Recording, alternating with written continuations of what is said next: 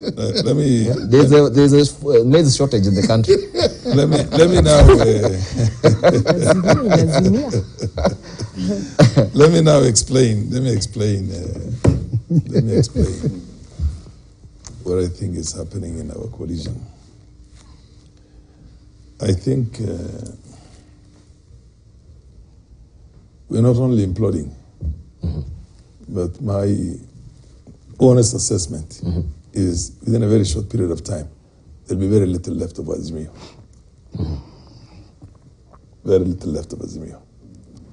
Because a party and the leadership of a party cannot sustain that following without serious sacrifices being made by the leadership itself. How do you explain a whole secretary general of a party who is out of his seat because he joined with Azimio? If he had gone to Kenya Kwanza, Kioni would be in parliament today. Kanini Kega would be in parliament today. All these mountain region folks who have been demolished were demolished because of the party wave. And they knew. Now, you need to seriously be out there to sacrifice as much as possible for such people. And then Kioni gets 19 votes at the end of it. Even if we had given him all our support as Azimio, he would have had, if this man lost and got 120, got 80, got 90, then he would say, I went down fighting and my friends were standing by me. How do you explain the Secretary General of Jubilee, who brought his own party there, who paid the ultimate political price to support Raila Odinga for the presidency, ending up with the 19 votes when we have about 100 plus, what do you call ODM members there? Which means people were weeping in a different direction. And what is the exact thing that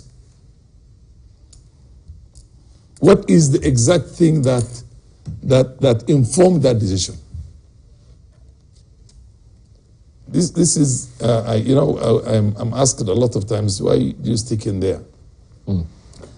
I said, just because we've had a common suffering together, right from the shifter days, when our people were suffering and the Luos were suffering, because we had suffered together. We always felt a sense of fear. But the only time there was a logical reason for me to support Raila Odinga or Odinga or Lua for the presidency was when Jaramogi was alive. After that, I've been stabbed 1 million times in the back. Listen to me carefully. And I'll give you a simple example. I ran for the Speaker of the Senate in 2013. And I lost by 1 vote. I even got people from the Jubilee side. I'll mention names to you. From the mountain region, some of them, who said, to be able to get this Senate to be on the right footing, I think we need that experience and of Farah. So they looked at the nation and they looked at the institution more than anything else.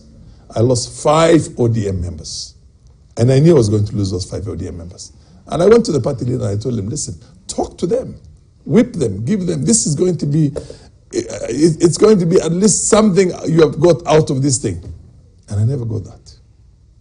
I never got from the party leader because the person who was on that vengeance that time, because of an issue that came in as a result of my own responsibility as a speaker on the chair when the drugs issue was being discussed, and members of parliament were named, and I gave it a powerful leeway, and even gave statements later on that the account should be frozen. So somebody took that grudge. And my own party leader could not whip the party in a single direction or a format to say, we have to win this seat, you are going to be dressed down and you must support this guy. No. He allowed them to go out there and vote for the other side. So I kept wondering myself throughout, and I keep saying, what is Raila Odinga looking for in this contest? Is he looking to become a president, or is he looking for something else? So the impression you get is that is either money or other resources or other things. Nobody is looking for this thing because you build a power. Look at what Ruto is doing. So this is a money-making machine for Odinga. For us, for all these years, the leadership has betrayed us, and it was just there for money-making machine. We lost, just a moment, let me explain. We lost with 65,000 votes only. If we had a 65,000 votes more, we would have gone for the second round. Why did we lose? We didn't pay our agents. We said they had the same problem in 2017. We had the same problem in 2013. We had the same problem in 2007. Why? Which means somebody who has the money is not paying the money. So are you going for the money for this race, or you really want to become a president in this country? So my position is, I don't blame them at all. And I'll tell you one thing. My good friend, Kalonzo Musyoka, one of the most honest men I've seen in politics, who has honestly sacrificed all these times, now believes that that mantle will be handed over to him by none other than Raila. I don't think it will ever be handed over to him. Because if the original objective has very little to do with an ideological persuasion and resources and the rest of it, he doesn't have the money to buy anybody himself. So the good thing for him is to break away right now. The good thing for him is to make up his mind for the future, because he has been betrayed many times. He was supposed to be given an opportunity to run for the presidency in 2007. He was betrayed. 2013, he was betrayed. You know what I mean? He actually jumped ship and went on ODMK because he was betrayed in 2007. 13, he was given, he swallowed his pride. He came back into the race with understanding 2017, win or lose, I'm going to be there. But then later on, he was told, look, the alliance is bigger now. It's called NASA now. And David has come on board. So this time we're going to win. So sacrifice again. He sacrificed again. And then finally again, the state machinery is with us. We sacrificed again. but let me just, and he will always be sacrificing. Now let me tell you one thing that tells you that we have not been in this business to win the presidency. As a prime minister, my brother, when we were in the 10th parliament, you know what the deep state is? The deep state is the director of intelligence, the governor of central bank, the head of KRA, the chief of defense forces, the head of civil service. You get my point? And these are the deep states. You get my point? None of them, including the commissioner of police, in each case, all of them came from the mountain region. He had the powers to veto that and say, no, it has to show the face of Kenya. My belief. So you let it fly under his watch? You let it fly.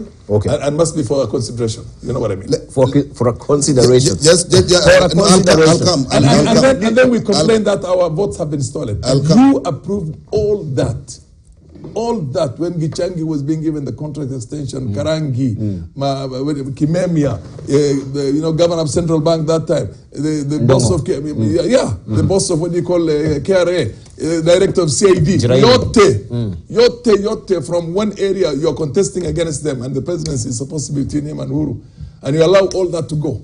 How do you expect to? How can you eat your cake and have it at the same time? For a consideration? I thought so. For a consideration. Nikal, we'll come to you. Let me just hear, because also we had Isaac Mwaura from the other side before he crossed over to Jubilee, crossed over now to Kenya Kwanza. There have been loops and loops and loops. We couldn't even stomach the element of having Wetangula retained there.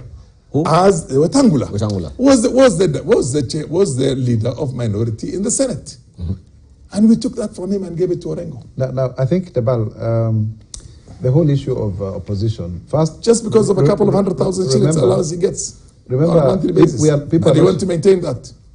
But we don't have any confirmable facts in that regard as well. That's fine. We'll come to that. It's a presumption. If I can make my contribution,